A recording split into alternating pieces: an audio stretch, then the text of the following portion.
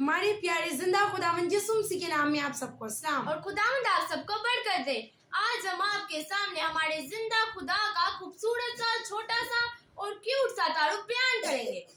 فارسی زبان میں رب آقا کو کہتے ہیں, خداوند کو کہتے ہیں, مالک کو کہتے ہیں. یہاں دوسرے لفظوں میں ہم عبرانی صحائف میں چلے جائیں تو رب کہتے ہیں یہوہ کو, رب کہتے ہیں ایلوہیم کو, رب کہتے ہیں ایل شرائی کو, رب کہتے ہیں یہوہ یری کو, رب کہتے ہیں یہوہ نسی کو, رب کہتے ہیں یہوہ ایلوہیم کو, رب کہتے ہیں یہوہ دونائی کو, رب کہتے ہیں یہوہ شالوم کو, رب کہتے ہیں یہوہ ثابوت کو. اور اگر پرانے عہد نامہ سے نئے عہد نامہ میں آئیں تو رب کہتے ہیں خدا کے بیٹے یسوع مسیح کو.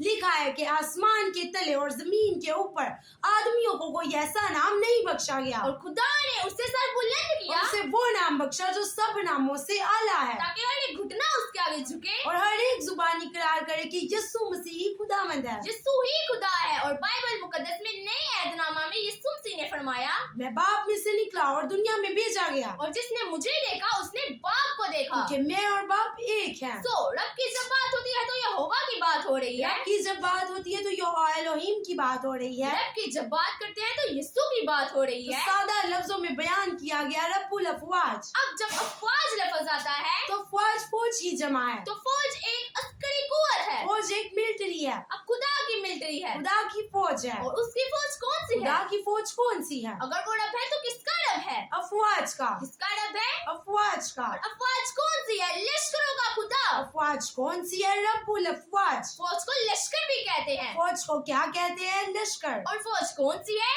ایسی فوج جس کے پاس ہتھیار ہیں, ایسی فوج جس کے پاس بھالے ہیں, جس کے پاس برشیاں ہیں, جس کے پاس نیزے ہیں, جس کے پاس بختر ہیں, جس کے پاس کھود ہیں. جس کے پاس جوتیاں ہیں. ایسی افواج نہیں بلکہ ایسی افواج جن کے اوپر وہ بیٹھ کر دنیا کی سیر کرتا اور ہے. یہ افواج ملائک ہیں. یہ افواج فرشتے ہیں. میرا خدا فرشتوں کے گروہ کے اندر ہمیشہ ہمیشہ رہتا ہے. اس کے دائیں بھی فرشتے, اس کے بائیں بھی فرشتے, اس کے آگے بھی فرشتے, اس کے پیچھے بھی فرشتے, اور اس کے پاؤں کے نیچے بھی فرشتے, کیونکہ وہ فرشتوں کو ہوائیں بنا کر اپنی قدرت اور ان کے رتھوں پر سوار ہو کر سفر کرتا ہے. اس لیے ملا کیا وہ کون ہے؟ فرشتوں کا مالک, جس نے فرشتگان کو تخلیق کیا, جس نے فرشتگان کو بنایا. ایسا خدا ہے جسے رب الافواج کہتے ہیں. لشکروں کا خدا. اور بائبل مقدس میں خدا کے لیے لشکروں کا خدا استعمال ہوا ہے. پھر جامع فلک کو لشکر کہا گیا ہے, سورج چاند ستارے سیارے یہ لشکر ہے, جو آسمان کے اوپر رہتے ہیں, جو آسمان کے اوپر انوار کے لیے ہے, نور کے لیے ہے, یہ لشکر ہے.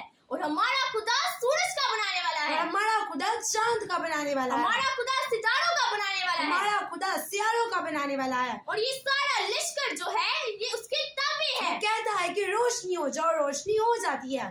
سورج چاند ستارے سیارے اس کے ہیں. اور پھر جتنی بھی دنیا کے اندر افواج کی چیزیں ہیں, مثال کے طور پر پرندے چرندے درندے ان سب کے لشکر بھی بنانے والا کون ہے؟ رب الافواج. سو کائنات اور کائنات کے ذرے ذرے کو پیدا کرنے والا اور بنانے والا رب الافواج ہے, جو فوجوں کا خدا ہے. آمین. خداوند اسی کلام کے وسیلے سے ہمیں اور آپ سب کو برکت دے. آمین.